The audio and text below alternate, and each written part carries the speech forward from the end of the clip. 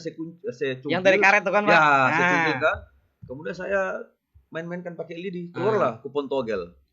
Dari kupon togel itulah terkuak siapa pemilik sepeda ini. Kasus Besar. terorisme. Iya. Tapi barang buktinya kupon togel. Iya, dari situ.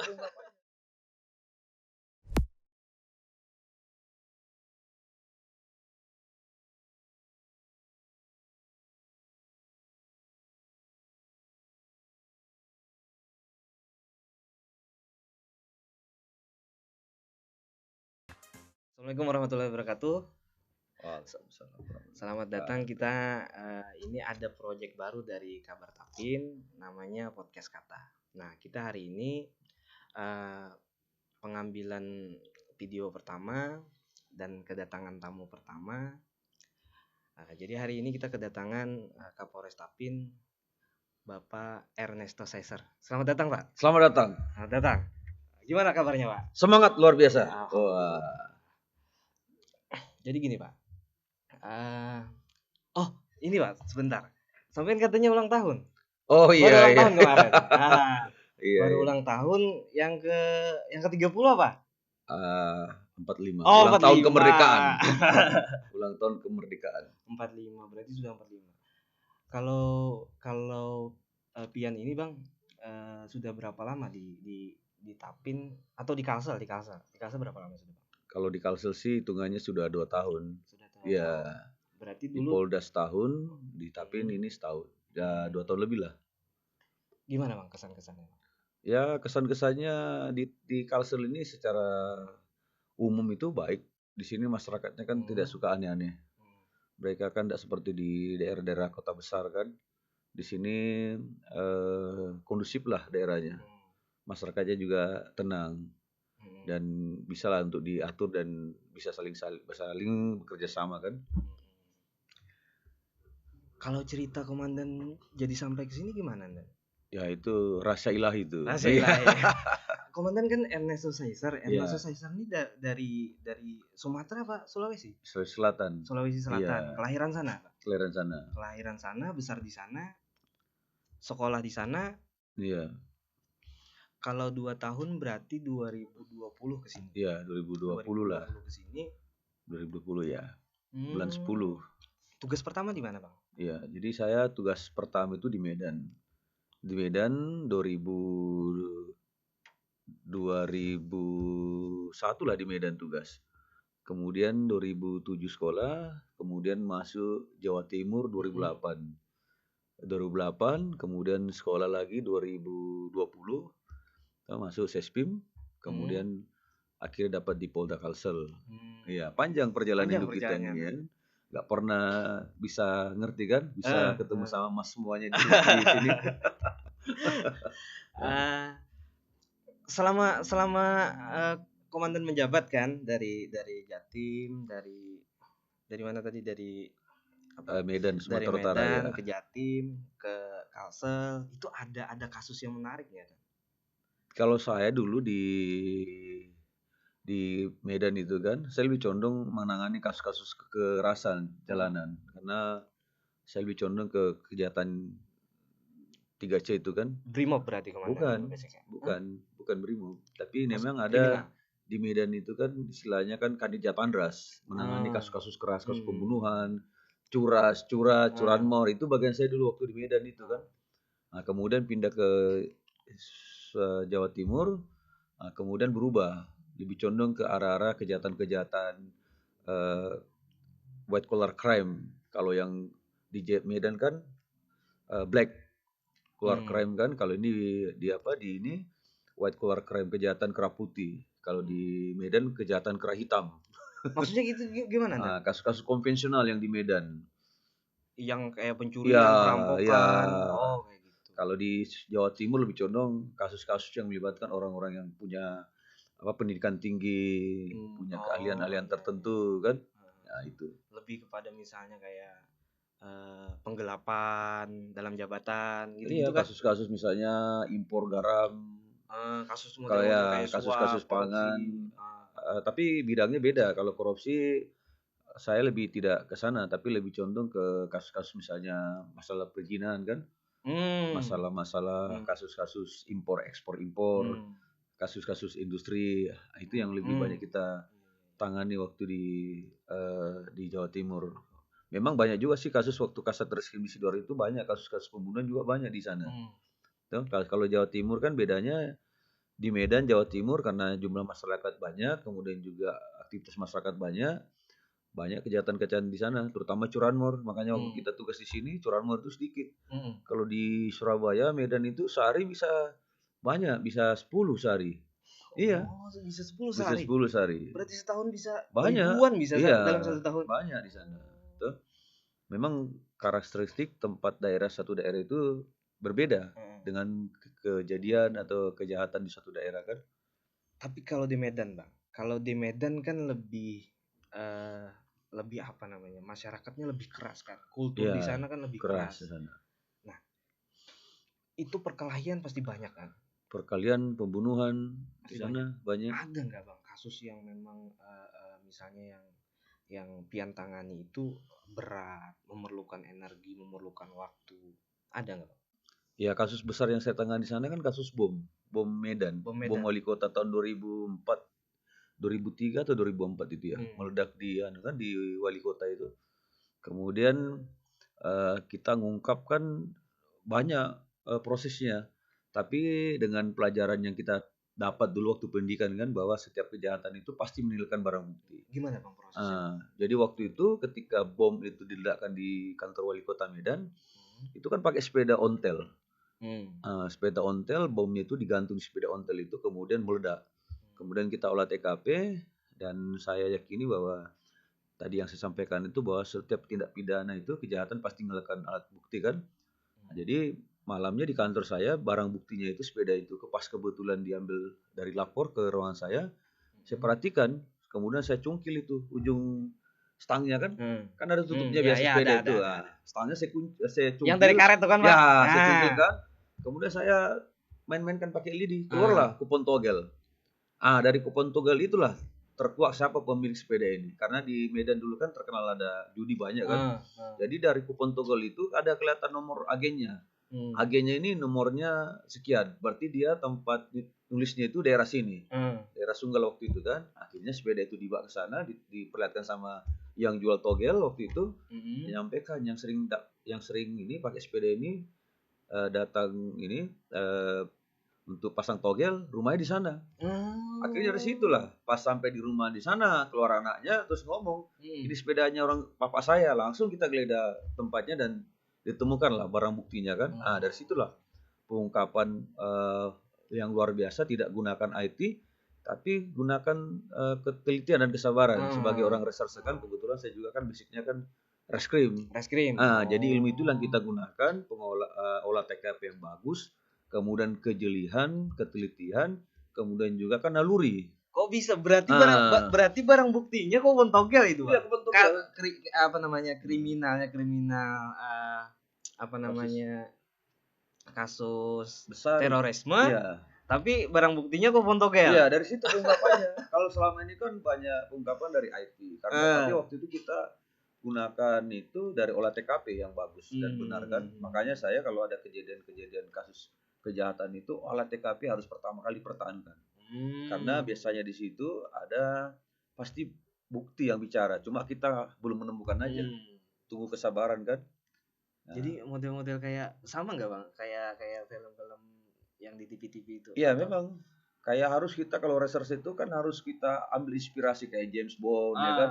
Hal yang belum terungkap bagaimana caranya kita bisa ungkap. Kemudian yang kedua punya prinsip harus semangat. Harus semangat, jangan dikit-dikit menyerah. Misalnya melakukan sesuatu, saya tidak bisa nih, mampuslah saya, matilah. Padahal kita ini kan diberikan kemampuan Tuhan. Diciptakan kan yang punya keahlian, kepintaran diberikan Tuhan harus kita manfaatkan. Itu berapa hari, Bang, akhirnya ditemukan itu mungkin 2 minggu. Apa sih, Bang, tujuan tersangka itu? Jadi waktu itu kan waktu masih kejadian di Aceh dulu, ada gerakan Aceh Merdeka kan. Iya. Jadi dari situlah terungkap pelemparan granat di Hotel ASEAN, pemasangan bom di bawah mobil kan. Kemudian ada beberapa teror di Medan, itu bisa terungkap. Jadi mereka melaksanakan aksi itu untuk menyatakan ke masyarakat bahwa GAM itu eksis sampai ke Medan. Itu aja modusnya kan. Oh, berarti dia dari GAM, Bang. Iya, Dari waktu itu GAM kan bukan. masih belum ini kan, masih belum damai di Aceh kan. Masih ada gerakan seperti itu.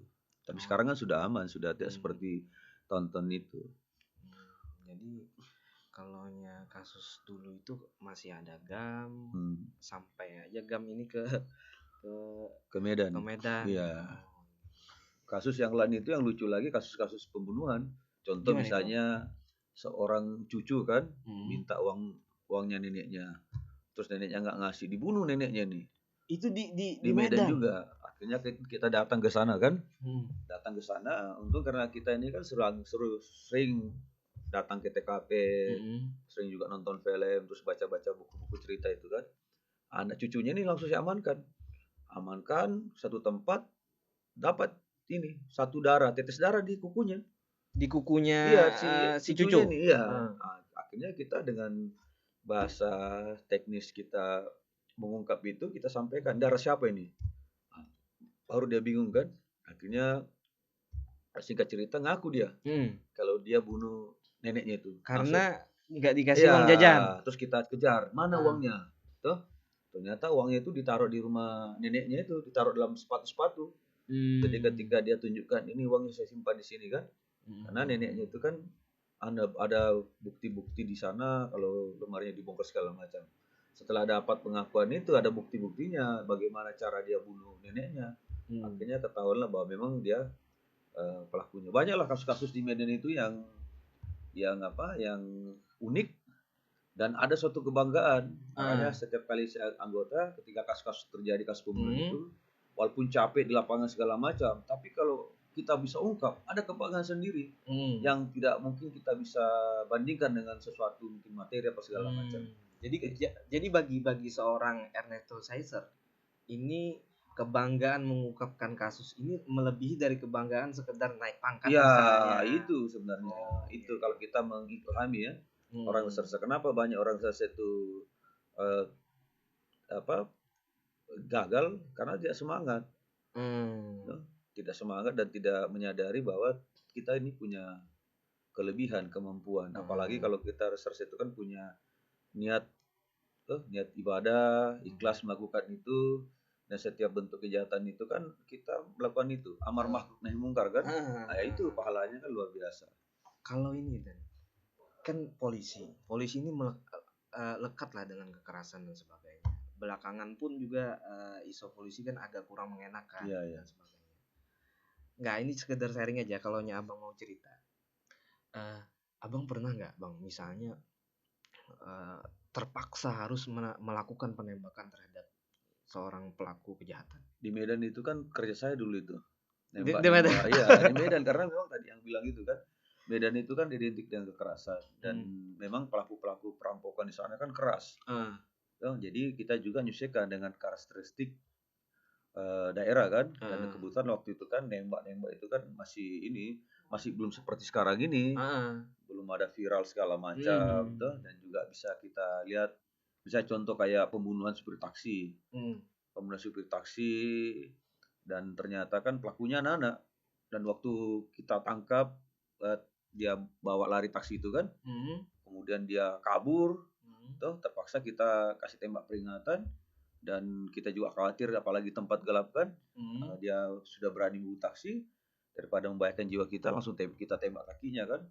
Oh jadi memang dari polisi itu ada persyaratan kah? Ada. Sebelum kita melakukan penembakan, yang kalau yang ulun dengar ini bang, dia harus melakukan tembakan peringatan terlebih dahulu. Sebenarnya juga itu cuma salah satu syarat aja. Tapi kalau dalam keadaan terpaksa misalnya membahayakan nyawa orang lain atau nyawa kita bisa langsung. Ukurannya gimana bang? Membahayakan nyawa itu ukurannya di mana? Misalnya langsung mengancam jiwa kita. Dia pakai senjata api kan. Contoh kayak pernah kasus perampokan itu di Labuan Deli. Ada becak motor kan, bak penumpang, ternyata penumpang itu ngerampok dia. Terus kita dengar bahwa terjadi perampokan. Terus orangnya kan tidak bisa kabur, tapi masuk ke satu kampung. Kampung kita kepung, Tuh kampung kita kepung kemudian kita lihat dia bawa senjata api kan, otomatis langsung kita hajar tembak dari atas. Oh, di sana pakai senjata api, Bang? Ada dulu kan di Aceh kan berdampak ke Medan. Senjata api aja Oh. bisa 2.500.000, 2 Senjata api, juta iya. senjata api jenis apa, Bang? Rakitan atau Rakitan, ada rakitan, kemudian juga ada yang bukan rakitan, yang bagus? ada bagus Oh. juga ada. Bahkan pernah kita ungkap itu kasus perampokan kan, mau rampok bank kan, akhirnya informan kita masuk ke sana, ada senjata api lagi dibawa dari Aceh, mau ngerampok ke Medan. Nah itulah situasi di Medan waktu Medan. tahun-tahun 2003 lah waktu saya tugas 2003 sampai 2007 lah di sana kan Itu tugas. sekarang gimana, Bang, kabarnya Medan?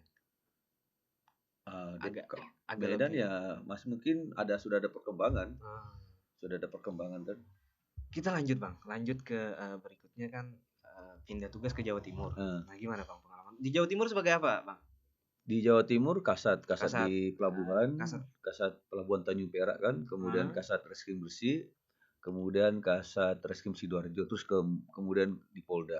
Oh, apa, Bang? Apa, Bang? Di sana Kalau kasus yang menonjol yang Kalau yang menonjol di dikenal. sana juga banyak kasus tadi saya bilang itu kan 3C, curat, curanmor, curas. Oh. Itu menonjol di Jawa Timur. Nah, kalau di pelabuhan itu lebih banyak kasus-kasus ekonomi, misalnya kayak Penyelundupan barang. illegal logging, Illegal logging, illegal ya. mining juga ada, misalnya contoh kayak pengiriman batu bara dari satu daerah tanpa dilengkapi dokumen. Atau waktu itu kita ada ungkap kasus pupuk 4.000 ton kan, pupuk dari luar Dari luar negeri diselundupkan masuk ke ya Indonesia. masuk ke Indonesia kan tanpa memiliki dokumen yang sah. Itu pernah juga. Kemudian kasus penyalahgunaan BBM. Karena kan di laut kan banyak yang itu jual solar dan kencing solar sebagainya. kan. Kencing solar, Kencing ya. solar terus dibeli sama orang-orang tertentu kan atau tekbut. Nah, terus dibawa ke darat, di situ kita amankan.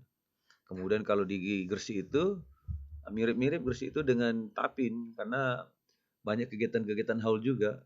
Banyak Memang kegiatan-kegiatan Gresik. apa namanya ke kuburan-kuburan gitu kan.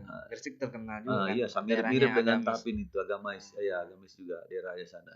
Jadi relatif lebih aman ketika. Memang berarti berbeda ini kan. Ini Jawa Timur dan Medan ini berbeda. Medan dengan dinamika kekerasannya, Jawa Timur lebih ringan lah. Iya. Lebih ringan dan lebih enak lah waktu itu. Pas kebetulan di tempatnya juga ya kita nyesuaikan. Mungkin teman-teman yang Tanres Jawa Timur keras juga karena kan ada kasus-kasus jambret juga itu yang nasabah bank, kemudian juga ada pecah ban di jalan kan. Pecah ban, kemudian juga banyaklah kasus menonjol di sana. Antara Jawa Timur sama Medan mirip-mirip aja itu. Mirip-mirip aja. Mirip-mirip. Cuma tugasnya aja bukan di Ya, bidang tugasnya yang bukan karena kekerasan lagi, bidangnya bukan aja. kriminal lagi. Iya, bukan lebih condong ke kasus-kasus yang kekerasan. Berarti memang pengalaman komandan dari Medan dengan penuh kekerasan ke sini kejahatan kerah putih. Iya. Di sana kerah hitam kan. Jadi kita sebagai seorang polisi harus fleksibel tuh, terutama reskrim. Berarti pengalamannya banyak dong. Kalau di polisi itu kan banyak, ada lantas, ada juga yang bagian administrasi, ada bagian lapangan, dari reskrim itu lapangan tuh. Banyak sebenarnya yang bisa kita dapatkan di polisi, tapi kita harus cari passion kita di mana. Tuh, passion kita, saya cocok di reskrim. Kalau komandan? Ya di reserse memang, karena dari awal kan juga pengen ke sana kan, reserse itu. Kalau ini dan kalaunya itu kan setelah itu pindah ke Kalsel lah. Kalsel sebagai apa nan? Kalsel Korps Birpimnya Pak Kapolda Kalsel. Waktu Pak Rihwanto. Iya. Baru pindah. Iya, Pak Rihwanto kan. Iya. Sempat dihumas sih 2 hari aja dihumas. Sempat dihumas? Iya, dihumas 2 hari. Habis itu langsung ditarik Korps Birpimnya beliau kan. Nah, dari situlah baru setelah dari Korps Birpim masuk ke TAPI jadi Kapolres. Itu nan, kalaunya keluarga nggak gini nan. Maksud pertanyaan aku, komandan sendiri pernah nggak selama bertugas itu mendapatkan ancaman, teror? Ya risiko kan ya bisa pernah aja. Pernah. Risiko itu ya makanya kan kita harus selalu sayang keluarga kan. Dan setiap waktu ya banyak berdoa lah ya. Karena jujur saja kalau kita pakai polisi keluar dari rumah Ah, itu kita sudah wakafkan hidup kita kan. Karena prinsip hidup kita di polisi itu kan ya satu kaki kiri di kadang-kadang itu kan kaki kiri di rumah akhirat? sakit, kaki Ah, ya kanan ya nah ya. kaki kanan di rumah sakit, kaki kiri ke kuburan kan. Iya. Tuh. Makanya kita banyak doa, termasuk juga anggota di Polstapit kan saya ajar setiap kali meninggalkan rumah atau setiap kali waktu ya berdoalah sudah agama dan kepercayaan masing-masing kan. Karena kekuatan kita kan di atas. Setiap situasi, kondisi sekarang kan apa berjalan tidak seperti kadang-kadang kita perkirakan kan. Ada kasus yang mencuat, tuh kok bisa terjadi ya? Iya. Kok kasus ini kok bisa menimpa ini ya? Ya kayak Ini, kemarin kan. Kayak kemarin tuh kasus yang menarik di Tapin. Kasus yang agak menarik kalau menurut ulun pribadi hmm, ada kasusnya kakek yang memutuskan tangan iya, di kecamatan Bakarangan kalau hmm, nggak salah. Ada itu dan sebelumnya sebelum sebelum Pian datang itu ada kasus pembunuhan cucunya cucunya bupati bupati. ya, ya, Nah, itu semonitor lumayan itu ya. lumayan lumayan lumayan rame lah. Iya. Eh,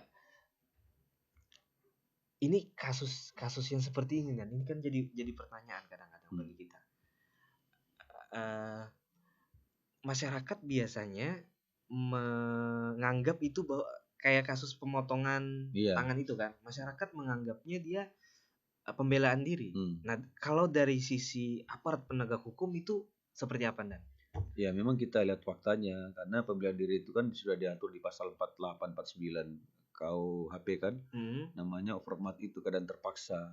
Jadi kalau hmm, masalahnya dia masih bisa menyelamatkan diri lari, ya bisa aja apa kan masih ada kesempatan. Berarti nggak masuk gitu. Tapi kalau hmm, dia tidak bisa melarikan diri apa segala macam, hmm, artinya tidak bisa menghindar. hmm. Nah, itu masuk itu keadaan terpaksa dia. Yang kemarin, Yang mana itu? yang kakek itu Itu gimana? kita tangguhkan penahanannya, tapi proses tetap jalan kalau nggak salah itu. Ah, Iya, jadi memang ada agak apa namanya pembelaan diri itu dijadikan peringanan ya sejenis nanti seperti itu. hakim yang memutuskan kan Ah, salah tidaknya karena kita kan ini menganut sistem praduga tak bersalah tuh. ah. Iya, Oh, jadi gini, yang ulun tangkap gini, nah, polisi itu cuma bertugas untuk mengusut suatu kasus, entah itu salah ataupun tidak si tersangkanya, itu nanti diputuskan oleh hakim. iya diputuskan hakim. Tapi lihat dulu kan dugaan kita ada. Hmm, Misalnya kalau yakin kita itu tindak pidana, hmm, ada alat bukti mendukung, ya kita hmm, proses tuh. Tapi hmm, kalau benar-benar itu yakin kita bukan tindak pidana, ya tidak bisa hmm. kita proses kan. Kalau dalam Misalnya kasus ah, perdata kan bukan bagian kita. Misalnya hmm, contoh masalah minjam uang, itu kan ah, perdata. Kalau hmm, laporkan ke kita kan tidak bisa kita proses karena hmm, itu ranahnya ke perdata langsung ke pengadilan. Tapi hmm. kalau penipuan, penggelapan ya bisa kita proses kan. Tapi didukung tadi dengan itu dua alat bukti itu. Hmm. Iya. Kasus yang menonjol ulun kemarin memang itu, dan memang ada beberapa yang waktu Pian Iya. datang memang Hmm. itu, dan masyarakat itu menanyakan lah bahwa sentimennya ini pembelaan diri kok ditangkap, Hmm. misalnya kalaunya sampai yang si kakek ini yang mati gimana, katanya Oh, kata iya. masyarakat kan kayak gitu. Makanya kan kemarin kan kita ambil kebijakan sempat kita amankan tuh karena takutnya kan berkembang di masyarakat Hmm. nanti. Kenapa pelakunya nggak diamankan? Makanya kita amankan, terus kita lihat situasi perkembangan di masyarakat, Hmm. kemudian juga ada kita pelajari juga kan kehidupan pelaku ini Hmm. memang bukan sering melakukan onar, malah kita lihat kehidupannya kan wajar masyarakat yang baik kan. Kemudian ada surat Hmm. permohonan penangguhan penahanan dari keluarga ya kita Hmm. tangguhkan tuh.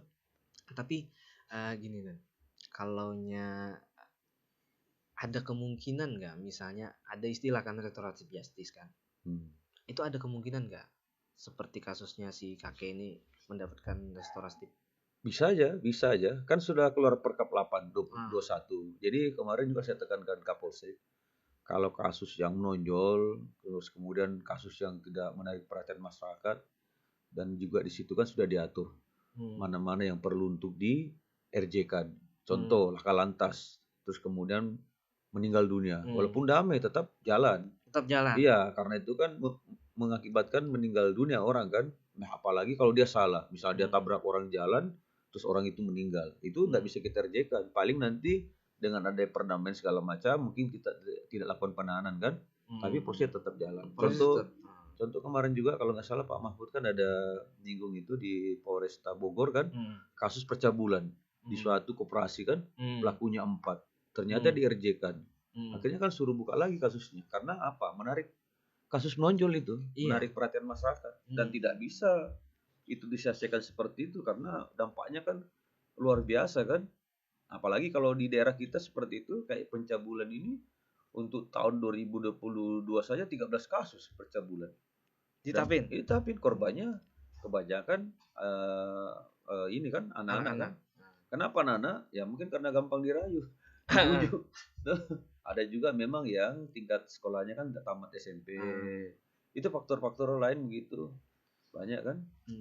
Nah kalaunya misal restoratif justice Bang, restoratif justice ini kawan-kawan dia sama dengan kita berpatut.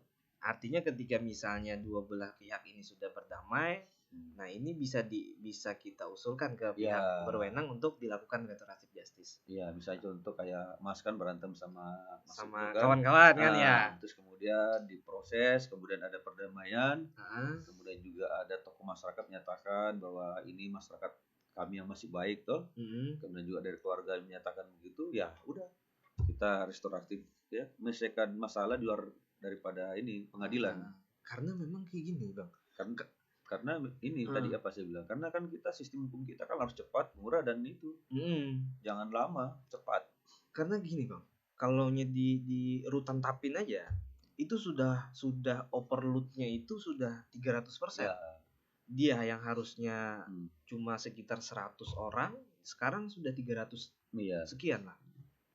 Kalaunya semua kasus yang ada di Tapin misalnya kita masukkan semua ke sana, ya akhirnya kan negara yang bayar kan itu Bang. Memang tadi saya bilang bahwa RJ itu salah satunya itu. Tapi lain juga kasus yang mana juga kan. Jangan kasus menonjol, karena memang tujuan hukum itu kalau kita baca di aturan hukum itu kan ada 3, ada manfaatnya, ada keadilan dan ada kepastian. Itu 3 kalau sudah terpenuhi itu sudah aman sudah kan. Berarti kalau ini terpenuhi boleh aja restoratif justice. Ya, tapi ada kasus-kasus tertentu juga yang tidak boleh, seperti kayak narkoba, tidak ada itu. Narkoba. Tidak boleh. Apa lagi Bang? Kemudian juga judi ada kebijakan kan ilegal apa itu logging. Ada berapa kasus itu kan yang korupsi, pembunuhan bisa. Pembunuhan tidak bisa, kecuali mungkin di di Papua sana ya. Oh iya. Karena kan ada di sana kan. Misalnya pembunuhan, terus kemudian didamaikan secara adat, karena hukum adat kan lebih kuat di sana. Karena nanti malah kita diproses malah nanti masyarakat bisa malah bukan baik yang dapat, malah ribut kan. Tapi itu unsur keadilannya? Ya keadilan kan sama-sama ini memaafkan, menerima. Tapi karena tadi itu pengaruh hukum adat kan kuat di sana. Makanya kan ada daerah-daerah tertentu yang mungkin kasus-kasus begitu bisa di RJ itu, tapi kan kembali lagi kebijakan di sana. Kalau sesuai dengan Perkap nomor 8 tahun 21 itu sebenarnya tidak boleh. Tidak boleh karena sudah ada aturan-aturan di situ kan, yang mana bisa, mana yang tidak. Contoh paling gampang ya penipuan penggelapan kan. Mas pinjam uangnya ditipu kan sama si A, terus kemudian ada perdamaian, tuh uangnya dikembalikan kan, sudah itu menjamin kepastian, ada keadilan itu, dan juga ada manfaatnya. Karena kalau diproses di sana kan uangnya kan tidak dikembalikan. Iya. Gak ada manfaatnya, malah waktu tersita segala macam. Itulah tujuannya itu. Katanya komandan lebih didekatkan katanya mic-nya kurang. Gini ya. Enggak. Oh iya. Tapi ini aja. Oh iya, barang baru soalnya. Barang baru soalnya. Oh, minum. Komandan silakan minum katanya komandan. Ini ada. Buatan siapa nih? Ini katanya masih beli. Beli ya? Waduh, ini luar biasa ya. Tapi anak buah sampean yang belikan. Minum lah. Kopi apa ini? Apa ini? Kopi susu apa? Thai tea ya? Wah, enak ini minumannya. Di mana belinya? Sebelah. Iya. Di sponsor katanya Nan. Gak boleh disebutkan. Iya. Masuk polisi itu kan biasanya ya itulah. Identik lah ya. Identik dengan suap Hmm. dengan bayar sana bayar sini lalu baru bisa jadi polisi. Iya, iya. Gimana tanggapan dari komandan? Jadi mungkin informasi itu mungkin ada benarnya, tapi juga ada tidaknya. Karena saya juga kan merasakan waktu saya masuk polisi itu tidak bayar dari suatu kampung namanya Palopo, Sulawesi Selatan. Saya daftar, waktu itu kan masih Akabri dulu namanya, Iya. ya karena masih gabungan dulu darat, udara, laut, polisi terakhir kan.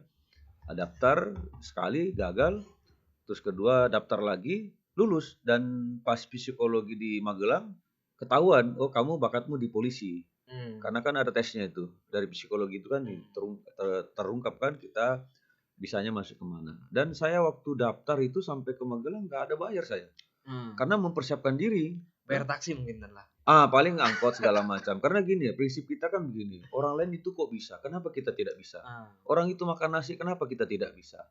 Tuh, bahkan juga saya bisa ngasih tahu ke anak-anak muda khususnya nih yang punya cita-cita tinggi. Kejarlah cita-citamu setinggi langit tuh. Semampu kamu bisa dan percaya bahwa Tuhan itu ya pasti memberikan yang terbaik buat kita. Dulu saya kecil itu kan ada tompelnya di sini. Ini kan bekas tompel ini. Ini kan bekas tompel ini kan. Di sekolah SMP kan diejek orang, dibully lah. Tuh tompel. Nah, tapi buktinya bisa masuk polisi juga. Tuh. Sekarang yang ngejek gimana?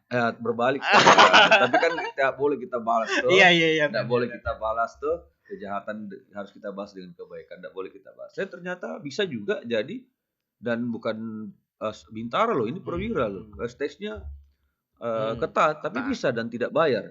Kenapa itu saya bisa? Karena saya punya semangat, punya kemauan, cita-cita. Tuh, orang tua masih hidup kita selalu hormati, minta doakan. Tuh, kemudian kita ikhtiar kan, berusaha sambil juga jangan lupa berdoa.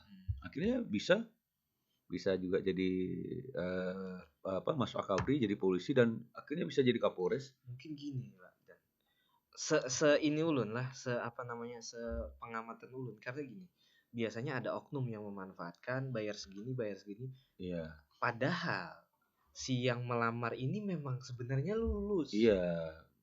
Makanya kan saya berapa kali ingatkan kan, sampaikan juga bahwa sekarang kan sistem komputerisasi. Tuh, kita kalau tes begitu langsung keluar hasilnya dari komputer. Jadi nggak bisa lagi ada permainan. Kita minta tolong sama orang, nanti takutnya orang itu kan seperti ini, menembak di atas kuda. Dia cuma catat nama kita, padahal dia nggak usaha. Kemampuan kita lulus kan.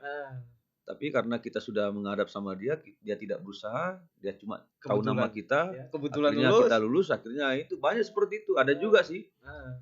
Tapi kan sekarang kan sudah tidak banyak yang ini kan, kita lihat banyak yang dilaporkan toh, karena mengiming-imingi. Ternyata modelnya seperti itu. Dia cuma catat nama kita aja, oh A si B. Tapi dia dalam doa kan, mudah-mudahan ada yang lulus sini, ada yang lulus kan. Nah, pas pengumuman, dia tangi yang lulus sini, padahal dia tidak ada usaha. Seperti itu modelnya. Tapi percayalah, ya, kita sudah diberikan kemampuan, pasti bisa lah. Saya aja orang bilang tidak bisa, bahkan dulu kecil asma kan, asma bisa masuk, tuh bisa masuk polisi, sampai sekarang juga sehat, bisa jadi Kapolres Tapin juga kan. Siapa yang tahu masa depannya, orang kan tidak ada tahu masa depannya. Siapa tahu jadi Kapolda nanti. Amin. Siapa yang tahu kan? Nah, itulah namanya proses kehidupan itu kan. Karena gini, saya belajar kalau baca buku itu kan, kita saja menjadi manusia itu luar biasa. Sperma itu berapa yang dikeluarkan orang tua kita kan? Berapa ribu? Iya, berapa juta sperma? Berapa juta? Berapa juta, jutaan itu. Bapak kita mengeluarkan sperma di rahim ibu kita, keluar kan satu kita. Berarti kita sudah kemampuan, kita sudah diberikan Tuhan kemampuan kita. Bagaimana kita gesit berlomba kan supaya jadi manusia kan, harusnya kita pahami itu. Makanya selama kita hidup, berjuanglah. Kalau sudah mati ya tidak bisa berjuang lagi kan.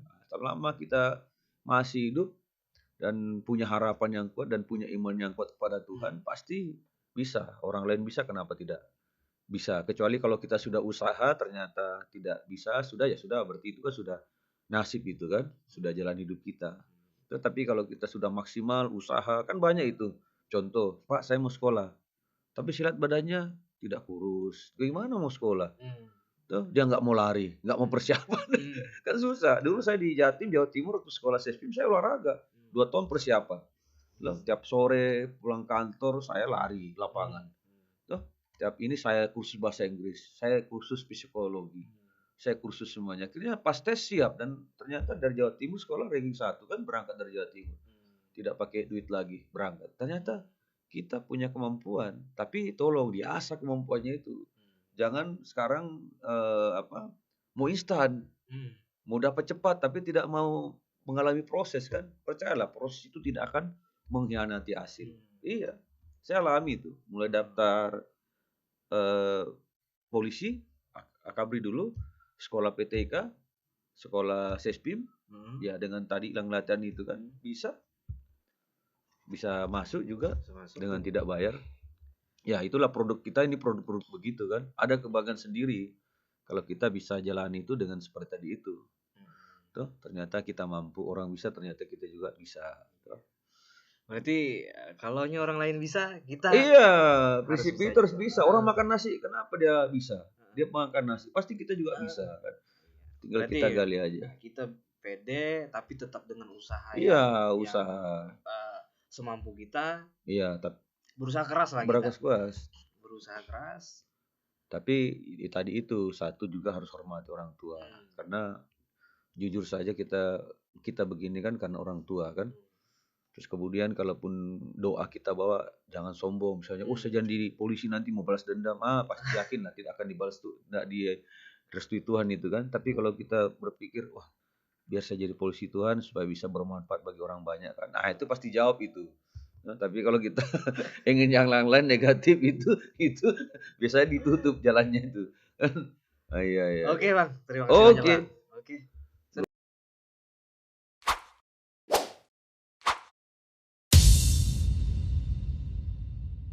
Terakhir yang dapat 60 gram itu hampir 1 ons lebih, itu kan banyak pelanggan datang. Akhirnya kan 18 orang itu diamankan.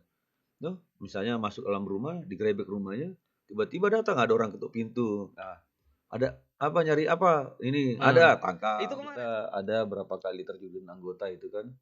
Karena kalau pakai lem begini kan belum ada pidananya.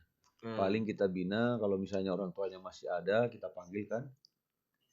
Kecuali kalau dia pakai lempox itu terus kemudian ngancam orang, toh minta pajakin orang, itu baru ada pidananya. Tapi kalau lempox itu kan belum ada ini.